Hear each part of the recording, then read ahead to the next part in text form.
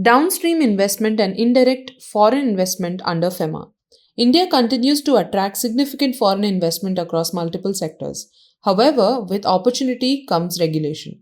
To ensure transparency and protect national interest, the Reserve Bank of India regulates foreign investments under FEMA. One critical area every investor must understand is downstream investment and indirect foreign investment. Why downstream investment matters? India allows foreign direct investment in many sectors under the automatic route. At the same time, certain sectors remain restricted, capped, and or approval based. Earlier, foreign investors routed investments indirectly through Indian companies to bypass restrictions. To close this gap, RBI introduced clear rules on downstream investment. What is downstream investment? Downstream investment refers to an investment made by an Indian entity or an investment vehicle such as RIETS, INVITS, or AIFS that has already received foreign investment into another Indian entity.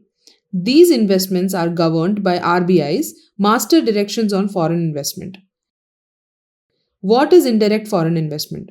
Indirect foreign investment is a specific type of downstream investment.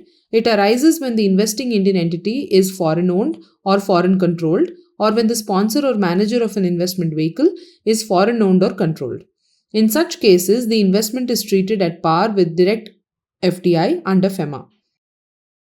Ownership and control explained. Ownership means holding more than 50% beneficial interest. Control refers to the right to appoint a majority of directors or influence key management or policy decisions. Based on ownership and control, an Indian company may be treated as resident owned or as controlled by persons resident outside India. When original investment becomes downstream, in some cases an investment is initially made by a resident entity. Later, that investor company becomes foreign owned or controlled.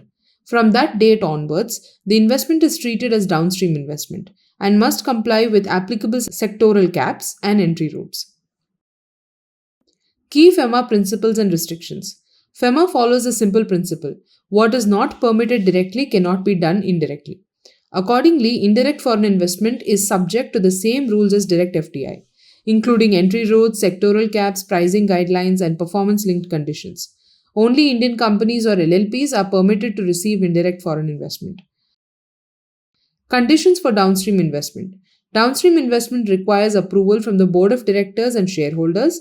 Funds may be brought in from outside India. Domestic borrowing is not permitted. Internal accruals may be used. All pricing, valuation, and issuance of capital instruments must strictly follow RBI and SEBI norms. Reporting and compliance requirements. Form DI must be filed with RBI within 30 days of allotment. Annual auditor certification is mandatory. Compliance must be disclosed in the director's report. Any non-compliance must be immediately reported to RBI's regional office. Consequences of non-reporting. Failure to report downstream investment is treated as FEMA violation. RBI may issue notices and initiate compounding proceedings. Late submission fees or penalties may apply. Timely compliance helps avoid legal exposure and protects business continuity. Understanding downstream investment is not optional, it is essential. With the right guidance, FEMA compliance becomes simple, structured, and risk-free.